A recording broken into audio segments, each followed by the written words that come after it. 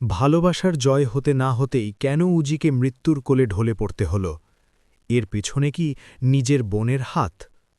শহরের ধুলোবালি মাখা অপরাধের জগতের পেছনে ছুটতে ছুটতে উজি আজ ক্লান্ত, কিন্তু তার চোখে মুখে এক অভাবনীয় তৃপ্তি। দীর্ঘ লড়াই আর ত্যাগের পর আজ সে পুলিশ বিভাগে তার কাঙ্ক্ষিত চাকরিটি পেয়েছে। জয়নিং লেটারটা যখন তার হাতে এলো, মনে হচ্ছিল বহুদিনের জমে থাকা মেঘ সরিয়ে এক ফালি রোদ এসে পড়েছে তার জীবনে। কিন্তু ঋষি জানে, এই রোদটুকু ধরে রাখতে হলে উৎসব প্রয়োজন। অফিস থেকে ফেরার পথে ঋষি উজিকে জাপটে ধরে আনন্দের আতিশয্যে। ঋষি বলে ওঠে, উজি, তুমি আজ অসাধ্য সাধন করেছ। প্রথম দিনেই এত বড় একটা স্মাগলিং কেস সলভ করে তুমি প্রমাণ করে দিলে যে তুমি শুধু আমার হৃদয়ের রানী ন, তুমি এই শহরের রক্ষকও বটে। আজ রাতে দারুণ সেলিব্রেশন হবে। না না, কোনো আপত্তি শুনছি না। উজি একটু ইতস্তত করে বলে, আরে ঋষি, কি দরকার এসব করার?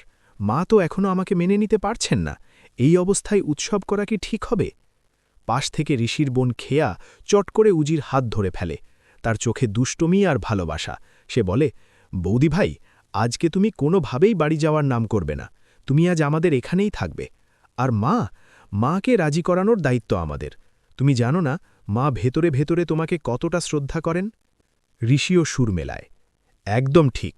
ওই যে হাড় চুরির নাটক করে ঐশী ভোঁয়ার মন বিষিয়ে দিতে চেয়েছিল, তুমি তো সেটা নিপুণ হাতে ফাঁস করে দিলে। চোরকে সেটা বের করে দিয়ে তুমি তো মায়ের সম্মানই বাঁচালে। মা তো মানুষ, পাথর তো নন।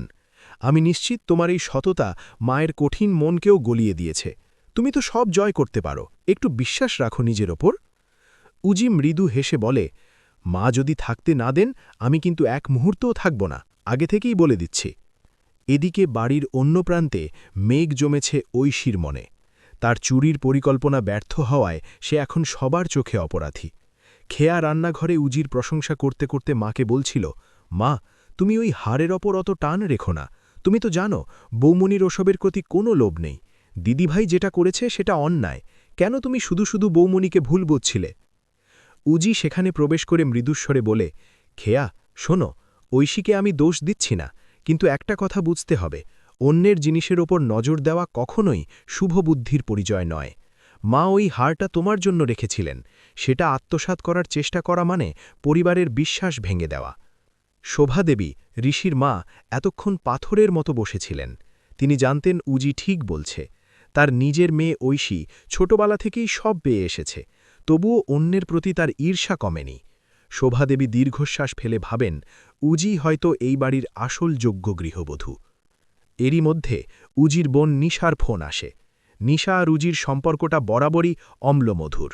নিশা আন্ডারওয়ার্ল্ডের খবর রাখে, আর উজি সেটা দমন করে। নিশা ফোনে বলে, কিরে, চাকরি তো পেয়ে গেলি, আজ কি দিদির সাথে দেখা করবি না? ঋষি ফোনটা কেড়ে নিয়ে বলে, নিশাদি, আজ উজির গ্র্যান্ড সেলিব্রেশন। আমরা সবাই আরবান বাইট রেস্টুরেন্টে যাচ্ছি। আপনিও আসছেন, কিন্তু জিৎ বসুকেও সাথে নিয়ে আসবেন। নিশা ওপাশে একটু থমকে যায়, তারপর রহস্যময় হেসে বলে, জিৎ বসুকে আমি সাথে করে নিয়ে আসব, তবে রেস্টুরেন্টে দেখা হবে। ফোন রাখার পর উজি ঋষিকে বলে, আমার মনে হয় জিৎ আর দিদির মধ্যে কিছু একটা চলছে, চোর আর পুলিশের প্রেম। যদি দিদি জিতের হাত ধরে ভালো পথে ফিরে আসে, তবেই আমার শান্তি। কিন্তু নিশার মনের ভেতরে চলছে অন্য খেলা। সে তার ছায়াসঙ্গী ভানুকে বলে, ভানু, তুই ভাবছিস আমি জিতের প্রেমে পড়েছি? ভুল ভাবছিস। জিৎ বসুকে ঘায়েল করতে হলে তার খুব কাছে যেতে হবে। আমি একটা মাইক্রোচিপ তৈরি করেছি। আজ রাতে ডিনারের ফাঁকে ওটা জিতের অজান্তে ওর কোনো জিনিসে বা শরীরে সেটে দিতে হবে, যাতে ওর প্রতিটি পদক্ষেপ, প্রতিটি কথা আমি রেকর্ড করতে পারি। কেউ আমাকে লক্ষ্মী করে ঘরে নিতে চায় না, আর আমিও হতে চাই না। আমি শুধু কাজ উদ্ধার করতে চাই। ভানু ঈর্ষান্বিত কণ্ঠে বলে, কিন্তু নিশা, তুই যদি ওর সাথে মেলামেশা করিস, আমার বুক ফেটে যায়। নিশা ধমক দিয়ে তাকে চুপ করিয়ে দেয়। ঐশী তখন রাগে ফুঁসছে। সে সোজা চলে যায় জেলখানায় কুখ্যাত অপরাধী দুর্জয়ের সাথে দেখা করতে। দুর্জয় আগে থেকেই উজি আর নিশার উপর খড়গ হস্ত। ঐশী কান্নাকাটি করে বলে, মেশো, উজি আমাকে সবার সামনে চোর প্রমাণ করেছে। মা আমাকে কথা শোনাচ্ছে। আমি আর সহ্য করতে পারছি না, ওদের শেষ করে দাও। দুর্জয় দাঁত কিড়মির করে বলে, চিন্তা করো না, ওরা কোথায় যাচ্ছে সেটা বলো। ঐশী জানায়, তারা আজ রাতে আরবান বাইট রেস্টুরেন্টে ডিনার করতে যাবে। দুর্জয় এক ভয়ানক হাসি দিয়ে বলে, ব্যাস, আমার লোক সেখানে পৌঁছে যাবে। আজ ওই 2 বোন বাড়ি ফিরবে না, তবে একদম মেরে ফেলব না। উজিকে এমন অবস্থায় ফেলব যাতে সে সারা জীবন বিছানা ছেড়ে উঠতে না পারে। রাত 8টা। আরবান বাইট রেস্টুরেন্টটি আলোয় ঝলমল করছে। উজি আজ নীল রঙের একটি শাড়ি পরেছে। ঋষি তার দিক থেকে চোখ সরাতে পারছে না। সে দুষ্টমি করে বলে, উজি, তোমার ডিপার্টমেন্টে কোনো হ্যান্ডসাম ছেলে নেই তো? থাকলে কিন্তু আমি কাল থেকেই তোমার ডিউটি গার্ড দেব। আমার বউয়ের দিকে কেউ তাকালে আমি সহ্য করব না। উজি লজ্জা পেয়ে বলে, যাহ, কি যাতা বলছ, চলো, সবাই অপেক্ষা করছে। রেস্টুরেন্টে শোভাদেবীও এসেছেন। তিনি আজ উজিকে ক্ষমা করে দিয়েছেন। খাওয়ার টেবিলের পরিবেশটা ছিল আক্ষরিক অর্থেই মায়াবী। নিশা আর জিতও এসে পৌঁছায়। নিশা অত্যন্ত স্বাভাবিক অভিনয় করে জিতের সাথে গল্প করছে, যেন তারা সত্যিই এক গভীর প্রেমে মগ্ন। কিন্তু নিশার হাত বারবার তার ব্যাগের গোপন পকেটে যাচ্ছে, যেখানে সেই মারণ চিপটি লুকানো। খাওয়ার অর্ডার দেওয়া হলো। হাসি ঠাট্টায় মেতে উঠল সবাই। শোভাদেবী নিজের হাতে উজিকে একটু মিষ্টি তুলে দিয়ে বললেন, আজ থেকে তুই আমার নিজের মেয়ে। উজির চোখে জল চলে আসে। সে ভাবল, জীবনের সব লড়াই বুঝি আজ সার্থক হল। কিন্তু বিপত্তি ঘটল ডেজার্ট আসার পর। উজি কয়েক চামচ আইসক্রিম মুখে দিতেই তার বলার কাছে কেমন অস্বস্তি শুরু হল। প্রথমে সে ভেবেছিল হয়তো অ্যালার্জি, কিন্তু কয়েক মিনিটের মধ্যেই তার দম বন্ধ হয়ে আসতে লাগল। তার শরীর থরথর করে কাঁপছে। ঋষি, আমার খুব কষ্ট হচ্ছে। উজির এই ক্ষীণ আর্তনাদ শুনে সবাই চমকে উঠল। নিমেষের মধ্যে উজির মুখ দিয়ে সাদা ফেনা বেরোতে শুরু করল। তার চোখের মণি উল্টে যাচ্ছে। ঋষি চিৎকার করে উঠল, উজি, কি হয়েছে তোমার? জল দাও কেউ। নিশা বুঝতে পারল এটা কোনো সাধারণ অসুস্থতা নয়। সে চারদিকে তাকাতেই দেখল দূরে একজন ওয়েটার দ্রুত বেগে রেস্টুরেন্ট থেকে বেরিয়ে যাচ্ছে। নিশা চিৎকার করে বলল, জিত, ওই লোকটাকে ধরো, খাবারে বিষ মেশানো হয়েছে। পুরো রেস্টুরেন্টে হইচই পড়ে গেল। ঋষি উজিকে পাজাকোলা করে তুলে নিয়ে গাড়ির দিকে দৌড়াল। শোভাদেবী কান্নায় ভেঙে পড়লেন, ভগবান, আমার মেয়েটাকে কেড়ে নিও না। গল্পের এই মোড়ে এসে সবাই বুঝতে পারল ঐশী আর দুর্জয়ের ষড়যন্ত্র সফল হয়েছে। উজির জীবন প্রদীপ এখন ম্লান হয়ে আসছে। একদিকে যেমন ঋষি উজিকে নিয়ে হাসপাতালের দিকে ছুটছে, অন্যদিকে নিশা তার প্রতিশোধের আগুনে দাউ দাউ করে জ্বলছে। উজি কি পারবে মৃত্যুর মুখ থেকে ফিরে এসে আবার পুলিশের উর্দি গায়ে চাপাতে, নাকি ঐশীর এই পৈশাচিক জয়ই হবে গল্পের শেষ? তা জানার জন্য অপেক্ষা করতে হবে পরবর্তী অধ্যায়ের।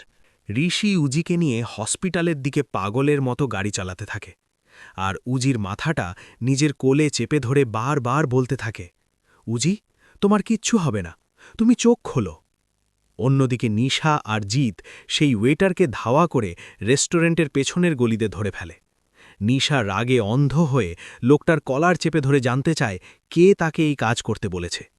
লোকটা প্রথমে অস্বীকার করলেও জিতের কড়া শাসনে আর নিশার রিভলভারের নলের মুখে স্বীকার করে নেয় যে জেলের ভেতর থেকে দুর্জয় আর বাইরে থেকে ঐশী তাকে এই কাজের জন্য মোটা টাকা দিয়েছে। এই খবর শুনে নিশা স্তব্ধ হয়ে যায়। সে ভাবতেও পারেনি নিজের দিদি হয়ে ঐশী এতটা নিচে নামতে পারে। হসপিটালে উজিকে ইমার্জেন্সি ওয়ার্ডে নিয়ে যাওয়া হয়। ডাক্তাররা জানান উজির শরীরে খুব শক্তিশালী বিষ প্রয়োগ করা হয়েছে। পরবর্তী 24 ঘণ্টা তার জীবনের জন্য অত্যন্ত সংকটময়। ঋষির মা শোভাদেবী হসপিটালের মেঝেতে বসে অঝরে কাঁদতে থাকেন আর নিজের কৃতকর্মের জন্য অনুশোচনা করেন। তিনি বুঝতে পারেন উজিকে এতদিন ভুল বুঝে তিনি আসলে নিজের পায়েই কুড়ুল মেরেছেন। এর মধ্যে নিশা হসপিটালে পৌঁছে ঋষিকে সবটা জানায়। ঋষি রাগে ফেটে পড়ে। সে সোজা বাড়ি গিয়ে ঐশীকে পুলিশের হাতে তুলে দিতে চায়, কিন্তু নিশা তাকে আটকায়। নিশা বলে, এখন সরাসরি কিছু করলে দুর্জয় সজাগ হয়ে যাবে। আমাদের এমন চাল চালতে হবে যাতে দুর্জয় আর ঐশী দুজনেই নিজেদের জালে নিজেরা ধরা পড়ে। নিশা নিজের সেই চিপটা ব্যবহার করে ঐশীর ফোনের সব কল রেকর্ড করা শুরু করে। দেখা যায় ঐশী তখন দুর্জয়কে ফোন করে হাসাহাসি করছে আর বলছে এবার পথের কাঁটা চিরতরে সরে গেছে। পরদিন সকালে যখন ডাক্তাররা জানান উজির জ্ঞান ফিরেছে, কিন্তু তার শরীরের নিচের অংশ সাময়িকভাবে অবশ হয়ে গেছে, তখন ঋষি ভেঙে পড়লেও উজি সাহসের সাথে বলে লড়াই সবে শুরু হয়েছে। উজি আর নিশা মিলে এক গোপন পরিকল্পনা করে। তারা প্রচার করে দেয় যে উজি মারা গেছে। এই খবর শুনে ঐশী আর দুর্জয় যখন খুশিতে আত্মহারা হয়ে জয়ের সেলিব্রেশন করতে এক গোপন আস্তানায় মিলিত হয়, ঠিক তখনই পুলিশ আর ঋষিকে নিয়ে উজি সেখানে হাজির হয়। হুইলচেয়ারে বসেই উজি ঐশীর গালে সপাটে এক চড় কষিয়ে দেয় আর বলে, রক্তের সম্পর্ক ছিল বলে এতদিন ছেড়ে দিয়েছি, কিন্তু এবার আইন কথা বলবে। পুলিশ দুর্জয় আর ঐশীকে হাতকড়া পরিয়ে নিয়ে যায়। নিশা তখন জিতের চোখের দিকে তাকিয়ে মনে মনে বলে, আজ থেকে খেলাটা বদলে গেল। আর ঋষি উজির হাত শক্ত করে ধরে বলে, তুমি থাকলে আমি যে কোনো লড়াই লড়তে পারি। এভাবেই এক চরম পরিণতির দিকে এগিয়ে যায় তাদের জীবন, যেখানে ঘৃণা হেরে গিয়ে ভালোবাসার জয় হয়।